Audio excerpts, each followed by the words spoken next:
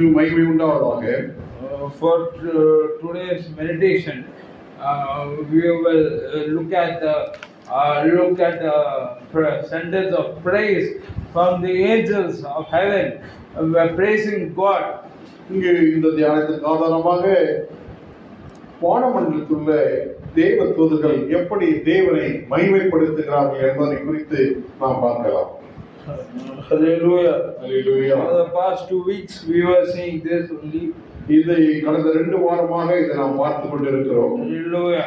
Hallelujah. In the holy book of Revelation, பரிசுத்த வெளிப்படுத்தல் chapter 5, விசேஷம் 5ஆம் அதிகாரம் verse number 12. 5ஆம் அதிகாரம் 12ஆம் வசனத்தை நாம் வாசிக்க கேட்போம். அவர்களும் மகா சத்தமிட்டு அடிக்கப்பட்ட ஆட்டுக்குட்டியானவர் வல்லமையையும் ஐஸ்வரத்தையும் ஞானத்தையும் பலத்தையும் கனத்தையும் மகிமையையும் ஸ்தோத்திரத்தையும் பெற்றுக்கொள்ள பாத்திரராய் இருக்கிறார் என்று சொன்னார்கள். Hallelujah. Hallelujah. Last week we saw about riches and last week we saw about riches.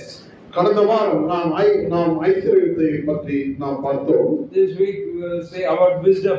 இந்த வாரத்தில் நாம் ஞானத்தை குறித்து நாம் பார்க்கலாம். Hallelujah. Hallelujah. I asked the Lord God, oh Lord God, why do the angels in heaven praise thee, saying these words? நான் கர்த்தரிடத்தில் கேட்டேன், ஆண்டவரே, ஏன் உம்முடைய பரிசுத்த தூதர்கள் இந்த வார்த்தைகளை சொல்லி உம்மை புகழ்கிறார்கள் என்று கேட்டேன். How can they give wisdom to you? நீ எப்படி இவைகளுக்கு நீ ஞானத்தை கொடுத்தே? தூதர்கள் எப்படி உம்மிடம் ஞானத்தை கொடுப்பார்கள்? தூதர்கள் எப்படி உம்மிடம் ஞானத்தை கொடுப்பார்கள்? Hallelujah. Hallelujah. Glory be to the holy name of the Lord. கர்த்தருடைய பரிசுத்த நாமத்திற்கு மகிமை உண்டாவதாக. He himself is the source of wisdom. அவர்தான் ஞானத்தின் ஆரம்பமும் எல்லாமே. He spoke to me with this word. அவர் இந்த காரியத்தை குறித்து என்னிடத்திலே சொன்னார். Hallelujah. Hallelujah. Being the source of wisdom, he enables each person to walk in a wise way. அவர் ஞானத்தின் எல்லா ஊற்றுக்கண்களாக இருக்கிறார். அந்த ஊற்றுக்கண்கள் மூலமாக எல்லோரும் அந்த நல்ல ஞானத்தில் நடக்க வேண்டும் என்று அவர் விரும்புகிறார். Hallelujah. Hallelujah. That's why he came and gave his life 2000 years ago. அதனால்தான் கர்த்தராகிய இயேசு கிறிஸ்து 2000 வருடங்களுக்கு முன்பாக இந்த பூலோகத்திற்கு வந்து தன்னைத்தானே ஜீவாதார பலியாக ஒப்புக்கொடுத்தார். Because to enable us to walk as holy people. என்ன காரணத்தினால் என்றால் நாம் பரிசுத்த ஜனங்களாக நாம் நடக்க வேண்டும் என்பது அவருடைய விருப்பமாக இருந்தது. Hallelujah. Hallelujah.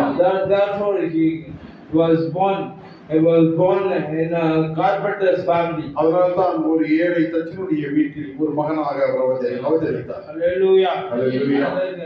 He helped his family till the age of 30. 30 வயது வரை தன்னுடைய குடும்பத்திற்காக அவர் உழைத்தார். Then for 3 years he did his ministry. 3 வருடம் ஆண்டவருடைய பிதாவுடைய ஊழியத்தை அவர் இந்த பூமியிலே நிறைவேற்றினார்.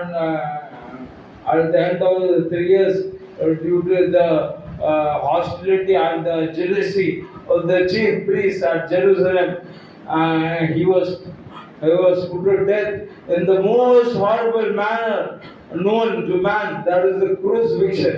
3 வருடம் கழித்த பின்பு கர்த்தராகிய இயேசு கிறிஸ்து தன்னுடைய ஊழியத்தை நிறைவேற்ற பின்பு இந்த பிரதான ஆசாரிகள் அவர்கள் கூட்டம் எல்லாம் இயேசுவின் மீது பொறாமை கொண்டு அவர்களை ஒரு மனிதன் எப்படி சாகக்கூடாதோ அப்படி சாகக்கூடாத ஒரு நிலையிலே இயேசுவை அவர்கள் சாகடித்தார்கள். Hallelujah. Hallelujah. The crucifixion, that form of execution was reserved only for criminals who were guilty of insurrection. இந்த அவருடைய வாரினால் அடித்து சிலுவையில் அவரை ஏற்றின சம்பவம் ஒரு கிளர்ச்சியாளர் என்று சொல்லப்படுபவர்களுக்கு அவர் நேர்கின்ற ஒரு சம்பவம் தான் கர்த்தராகிய இயேசு. சிலுவை மரணம். சிலுவை மரணம் என்பது ஒரு கிளர்ச்சியாளருக்கு ஏற்படுவதுதான் சிலுவை மரணம். அந்த மரணத்திற்கு இந்த பிரதான ஆசாரியர் அந்த கூட்டங்கள் எல்லாம் இயேசுவை ஒப்பு கொடுத்தார். Hallelujah. Hallelujah. But through that ministry, only we, even we are sitting here. அந்த ஊழியத்தின் மூலமாகத்தான் நீங்களும் நானும் இந்த இடத்திலே அமர்ந்து கொண்டு அவரை ஆராதிக்கின்றோம். Through that ministry, only we are going to partake of the holy table. அந்த ஊழியத்தின் மூலமாக நாம் பரிசுத்த மேஜையிலே நாம் பங்கு கொள்கிறோம். Hallelujah. Hallelujah.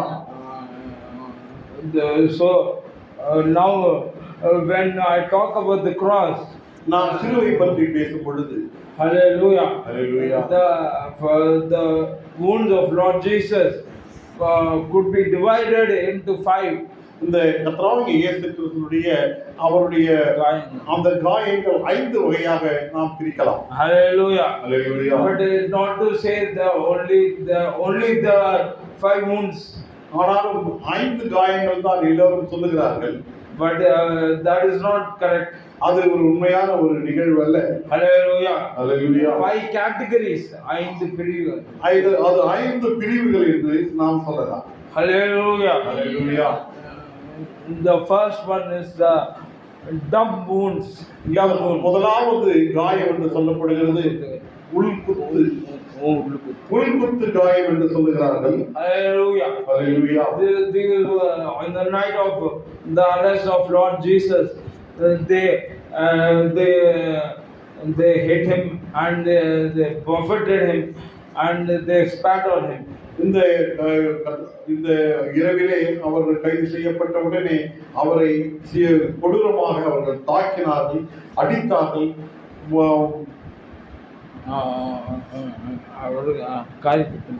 அவர் மீது காரி துப்பினார்கள். Hallelujah. Hallelujah. Glory be to the holy name of the Lord. கர்த்தரை பரிசுத்த நாமத்துக்கு மகிமை உண்டாவதாக. And the second category is the scourging. அந்த இரண்டாவது காயம் என்று சொல்லப்படுவது வாரினால் அவரை சரியாக அடிப்பது. Hallelujah. Hallelujah. This Roman scourge was called flagellum. அந்த ரோமர்கள் வாரினால் அடிப்பது என்று சொல்லப்படுகிறது flagellum என்று சொல்லுகிறார்கள். Hallelujah. Hallelujah. And the flagellum used to have thorns on the side or on the end of it. அந்த flagellum என்று சொல்லப்படுகிற அந்த வார் அதனுடைய முடிவிலே முட்களால் கொடூரமான ஆணிகளுடைய முட்களால் அது செய்யப்பட்டது. And so when once you hit on the person's back and when you pull out, flesh will come from 30 places. அந்த வாரை கொண்டு கர்த்தராகிய இயேசு கிறிஸ்து மீது அவர்கள் அடித்த பொழுது 30 இடத்திலிருந்து காயங்கள் உண்டானது. சதைகள் பீறிட்டு வந்தது. Hallelujah. Hallelujah. Such that the holy psalmist had a vision about Lord Jesus suffering. பரிசுத்த சங்கீதக்காரன் கர்த்தராகிய இயேசு கிறிஸ்துவினுடைய பாடுகளை குறித்து ஒரு வெளிப்பாடு உடையவனாக இருந்தார். He says, they may tell all my bones. அவன் சொன்ன ஒரு காரியம் அவருடைய எலும்புகளை எல்லாம் நாம் எண்ணலாம் என்று அவர் எழுதுகிறார். Hallelujah. Hallelujah. Because that much flesh was gone from his back. அது போன்று அவருடைய சரீரத்திலிருந்து அநேக விதமான சதைகள் வெளியே அந்த வாரினால் அடிக்கப்பட்ட பொழுது பீத்து கொண்டு வந்தது. Hallelujah. Hallelujah. Then the third category was the crown of thorns. அவருடைய மூன்றாவது காயம் என்று சொல்லப்படுகிற தலையில் வைக்கப்பட்ட அந்த முற்கிரீடங்கள். Biblical scholars say that the plant had 62 thorns. ஒரு வயது ஆராய்ச்சியாளர் சொல்லுகிறார்கள் ஒரு செடி என்பது சொல்லப்படுவது 62 முட்களை கொண்டது என்று சொல்லுகிறார்கள். Hallelujah. Hallelujah. And each thorn was 3 inches long. அந்த முட்கள் என்று சொல்லப்படும் 3 அங்குலம் நீளப்பட்டது. Hallelujah. Hallelujah. And, because it was 3 inches long, and also it had each thorn had the poison of a scorpion. அந்த முட்கள் நிறைய முட்கள் என்று சொல்லப்படுகிறது ஒரு தேவனுடைய விஷம் போன்ற ஒரு தன்மை கொண்டது. It could kill a person. அது ஒரு மனிதனை சாகடித்தது. Hallelujah. Hallelujah. But Lord Jesus took this happily for us. ஆனாலும் கர்த்தராகிய இயேசு கிறிஸ்து இவைகளை எல்லாம் சந்தோஷத்துடன் ஏற்றுக்கொண்டார். So that we can think pure thoughts. ஏனென்றால் நம்முடைய சிந்தை என்பது ஒரு தூய சிந்தனையாக இருக்க வேண்டும் என்பதற்காக இந்த முன்முடியை அவர் ஏற்றார். Hallelujah. Hallelujah. கிரீடம் சூடப்பட்ட தலையை பார்ப்பேன், பொற்கிரீடம் சூடினாலும் புகழ்ந்திடுவேன். பொற்கிரீடம் சூடப்பட்ட தலையை பார்ப்பேன், பொற்கிரீடம் சூடினாலும் புகழ்ந்திடுவேன். வாரினால் அடிபட்ட குதிரை பார்ப்பேன், வாரினால் அடிபட்ட குதிரை பார்ப்பேன். ஒவ்வொரு காயங்களால் முத்தம் செய்வேன், ஒவ்வொரு காயங்களால் முத்தம் செய்வேன். என் வயசு ராஜாவை நான் பார்த்தால் போது, மகிமையில் அவரோடு நான் வாழ்ந்தால் போதும். என் வயசு ராஜாவை நான் பார்த்தால் போது, மகிமையில் அவரோடு நான் வாழ்ந்தால் போதும். நித்ய மோட்சத்தில் சேர்ந்தால் போதும், நித்ய மோட்சத்தில் சேர்ந்தால் போதும். அல்லேலூயா கூட்டத்தில் நான் மகிழ்ந்தால் போதும், அல்லேலூயா கூட்டத்தில் நான் மகிழ்ந்தால் போதும். என் வயசு ராஜாவை நான் பார்த்தால் போதும், மகிமையில் அவரோடு நான் மகிழ்ந்தால் போதும். Hallelujah. Hallelujah. So the next category of Lord Jesus Christ suffering, it was the nails which were pierced in his legs. அடுத்த காயங்கள் என்று சொல்லப்படுகிறது அவருடைய கரங்கள் அந்த ஆணைகள் கடாவப்பட்டது. Hallelujah. Hallelujah. The nails were pierced in this part of his arm. அவருடைய அந்த மணிக்கட்டு பக்கத்தில் அந்த ஆணிகள் அது அடிக்கப்பட்டது. Hallelujah. Hallelujah. Recently some archaeologists discovered the leg of a person and discovered the legs and the hand skeleton of man who was crucified, and they found the nails were pierced in this part of the hand. இந்த தொல்பொருள் ஆராய்ச்சியாளர்கள் அவர்கள் கண்டுபிடித்த ஒரு காரியம் என்னவென்றால் சிலுவையில் அடிக்கப்பட்டவருடைய கரங்கள் இந்த பகுதி மனுக்கட்டுக்கு பின்பாக ஒரு பகுதி அது ஆணிகள் கடாவப்பட்டிருந்தது என்று சொல்கிறார்கள். Hallelujah. Hallelujah. Also these nails were almost 13 inches long. இந்த ஆணிகள் என்று சொல்லப்படும் 13 அங்குலம் நீளம் கொண்டது. Hallelujah. And it was rusted. அது ஒரு துருப்பிடித்த ஒரு ஆணி.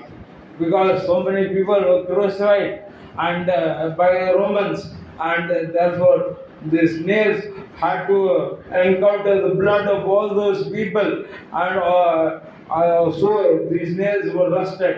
இந்த ஆணிகள் துருப்பிடித்தது ஏனென்றால் அநேக குற்றவாளிகள் இந்த சிலுவையிலே ஆணிகளை கொண்டு அவர்கள் அறைந்தார்கள். அறைந்த பின்பு அதை எடுத்து மற்றவர்களுக்கும் அதே தான் அவர்கள் உபயோகித்தார்கள். Hallelujah. Hallelujah. So the fourth set of wounds of Lord Jesus Christ were the how many we finished? Fourth. Fifth set is the spear pierced the side of Lord Jesus. அடுத்த ஒரு காயம் என்று சொல்லப்படுறது அவர் விலா பகுதியிலே குத்தின ஒரு காயம். Hallelujah. Hallelujah. And actually all the people who were crucified, they had their legs broken. எல்லா குற்றவாளிகளும் அவர்கள் சிலுவையில் அறைந்த பின்பு அவருடைய எலும்புகளை அவர்கள் முறித்து விடுவார். Hallelujah. Hallelujah. And then they would have their legs broken, but when the soldier came near to Lord Jesus, he saw that Lord Jesus already died. அந்த ரோம போர் செய்வன் கர்த்தராகிய இயேசு கிறிஸ்துவிடத்திலே கிட்ட வந்த பொழுது அவன் கண்ட ஒரு காட்சி, அவர் மரித்து விட்டார் என்பதனை அவன் காண்கின்றான். I'm saying that immediately he does not break his legs. அவன் கர்த்தராகிய இயேசு கிறிஸ்து மரித்து விட்டார் என்பதனை அறிந்து அவருடைய கால் எலும்புகளை அவன் முறிக்கவில்லை. Hallelujah. Hallelujah. But instead to make sure that he was dead, he took a spear and thrust it into his side. அவர் மரித்து விட்டாரா இல்லை என்பதனை அறிவதற்காக ஒரு வாளை எடுத்து அவருடைய விலா பகுதியில் அவனை குத்தினார். Hallelujah. Hallelujah. And forthwith there came blood and water. அந்த இடத்திலிருந்து நீரும் ரத்தமும் பொழிந்தது. Hallelujah. Hallelujah. We can read in the Holy Gospel of John, chapter 19, verse 30. யோவான் எழுதின சுவிசேஷம் 19ஆம் அதிகாரத்தில் நாம் வாசிக்கலாம். 19ஆம் அதிகாரம் 34. 19ஆம் அதிகாரம் 34 நாம் வாசிக்கலாம். Hallelujah. Hallelujah. So this water signifies the love of God.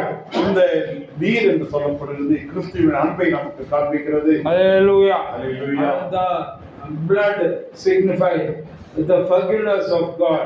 ரத்தம் எதை சுட்டி காட்டுகிறது என்று சொன்னால் கர்த்தராகிய இயேசு கிறிஸ்துவினுடைய மன்னிப்பை நமக்கு சுட்டி காட்டுகிறது. Hallelujah. Hallelujah. So when the soldier pierced the side of Lord Jesus, blood and water came. கர்த்தராகிய இயேசு கிறிஸ்துவை சரீரத்திலே அந்த ரோம போர் செய்வன் குத்தின பொழுது நீரும் ரத்தமும் புறப்பட்டு வந்தது என்று நாம் பார்க்கிறோம். Medical doctors say that this condition is hematoid fibrosis.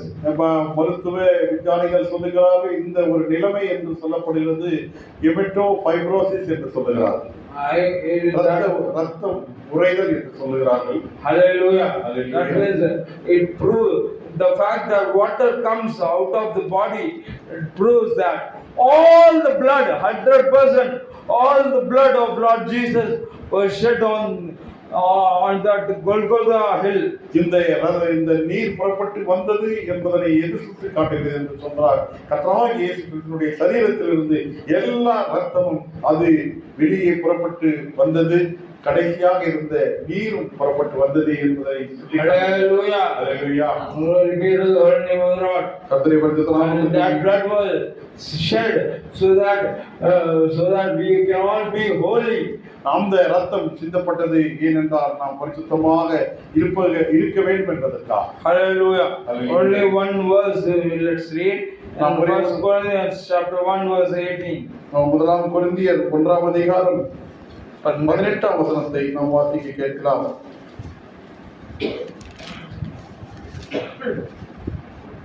சிலுவை பற்றி உபதேசம் கெட்டு போகிறவர்களுக்கு பைத்தியமாய் இருக்கிறது, ரட்சிக்கப்படுகிற நமக்கோ அது தேவ பலனாய் இருக்கிறது. Hallelujah. Hallelujah. It is the power of God for the saved person. இது ஒரு ரட்சிக்கப்பட்ட மனிதனுக்கு தேவனுடைய வல்லமையாக இருக்கிறது. Hallelujah. Hallelujah. Because as we continue to hear the preaching of the cross, நாம் இந்த சிலுவை பற்றி நாம் அந்த உபதேசங்களை நாம் கற்றுக்கொள்ளும் பொழுது we will depart from sin. நாம் இந்த உலகத்தில் காணப்படுற எல்லா பாவங்களை விட்டு அகன்று இருப்போம். Hallelujah. Hallelujah. We will truly be wise. நாம் உண்மையிலே நம் ஞானமுள்ளவர்களாக இருப்போம். Hallelujah. Hallelujah. That's what the angels in heaven say. Worthy is the Lamb to receive wisdom. அதனால்தான் அந்த பரலோகத்தில் காணப்படுகிற தூதர்கள் சொல்லுகிறார்கள் அவர் ஐஸ்வரியத்தையும் அவர் ஞானத்தை அவர் ஞானத்தை உடையவராக இருக்கிறார்கள். அவர் ஞானத்தை பெற்றுக்கொள்கிறதுக்கு பாத்திரர், அவர் ஞானத்தை பெற்றுக்கொள்வதற்கு பாத்திரராக இருக்கிறார் என்று அந்த தூதர்கள் அங்கே அவரை புகழ்ந்து கொண்டிருக்கிறார். That means the people who follow Jesus should be should be wise and depart from evil. கர்த்தராகிய இயேசு கிறிஸ்துவை பின்பற்றுகிறவர்கள் அவர்கள் ஞானம் உள்ளவர்களாகவும் பாவத்தை விட்டு அகன்று இருக்கிறவர்களாகவும் இருக்க வேண்டும். Hallelujah. Hallelujah. We all know the fear of the Lord is the beginning of wisdom. நமக்கு எல்லோருக்கும் தெரியும் கர்த்தருக்கு பயப்படுகிற ஞானத்தின் ஆரம்பம் என்று நமக்கு எல்லோருக்கும் தெரியும். That from a small age you are learning. நாம் சிறிய வயதிலிருந்து இந்த வசனத்தை நாம் கற்றுக்கொண்டிருக்கிறோம். Okay. Then now in Proverbs chapter 8 verse 13. நீதிமொழிகள் 8ஆம் அதிகாரம் 13ஆம் வசனத்தில் நாம் என்ன வாசிக்கிறோம்? நீதிமொழிகள் 8:13. தீமை வெறுப்பது கர்த்தருக்கு பயப்படும் பயம், கர்த்தருக்கு பயப்படும் பயம், பெருமையும் அகந்தையும் தீய வழியையும் முரட்டு வாயையும் நான் வெறுக்கிறேன். கர்த்தர் இருக்க ஹல்லேலூயா ஹல்லேலூயா. கர்த்தருக்கு பயப்படுவது கர்த்தருக்கு பயப்படுவது ஞானத்தின் ஆரம்பம். கர்த்தருக்கு பயப்படுவதே ஞானத்தின் ஆரம்பம்.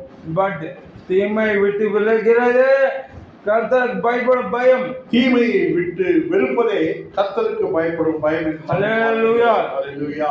So as we hate the evil things of the devil, we must hate we must hate watching unwanted things. We must hate that thing. இந்த தீமையை பிசாசானவன் கொண்டு வருகிறான், அதனை வெறுக்க வேண்டும். நாம் அதை வெறுக்க வேண்டும் என்று சொன்னால் கெட்ட காரியங்களை நாம் பார்ப்பதையும் நாம் தவிர்த்து விட வேண்டும், வெறுத்து விட வேண்டும். Hallelujah. Hallelujah. What are we going to get from that? நாம் அதிலிருந்து என்னத்தை பெற்றுக்கொள்ள போகிறோம்? From a temporal joy. நாம் ஒரு சிறிய நேர சந்தோஷத்திற்காக நாம் அந்த காரியங்களை நாம் பார்க்கிறோம். Hallelujah. Hallelujah. So it is the fear of the Lord is to hate evil. தேவனுக்கு தீமை வெறுப்பதே கர்த்தருக்கு பயப்படுகிற பயம். Hallelujah. Hallelujah. So may God bless you with His word and prepare you for His holy coming. தேவன் தாமே இந்த வசனங்களால் நம்மை ஆசீர்வதித்து அவருடைய பரிசுத்த வருகைக்கு நம்மை தகுதிப்படுத்துவாராக. நம்மளா கண்களை ஆவியான தேவனுக்கு ரூபம் ஒன்றும் இல்லையே, ரூபம் இல்லை ஆகையால் சொரூபம் ஒன்றும் இல்லை. ஆவியான தேவனுக்கு ரூபம் ஒன்றும் இல்லையே, ரூபம் இல்லை ஆகையால் சொரூபம் ஒன்றும் இல்லை.